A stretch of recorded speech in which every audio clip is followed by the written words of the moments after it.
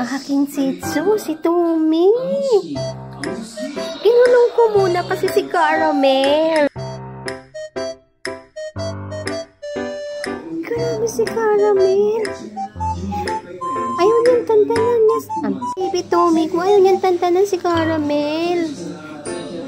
Kinulong ko muna doon sa kwarto kasi nga, pagod. Ayaw tantanan ni Tommy.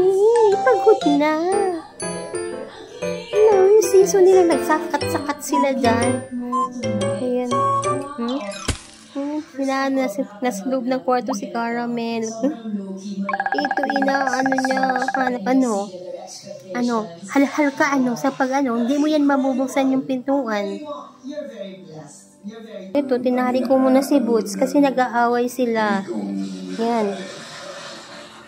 Para hindi naman makisalo-salo ito si Boots. Labas dila na. Pagod na yan eh. Pero maghapon na hindi niya tinatanong ng kaano kay Caramel. Hindi niya binibitawan. Hindi niya hinihiwalayan. Panay ang kablit niya kay Caramel. Ito talaga si Tommy. Sinira na yung aking pintuan. Sinira na. Ikaw talaga sinira mo na. Talo mo pa si Boots. Tinan mo ang dila mo. Mamaya na kasi pahingayin mo muna si Caramel. Oo. Papapagod ka lang. Tinan mo, sinira mo na yung pintuan.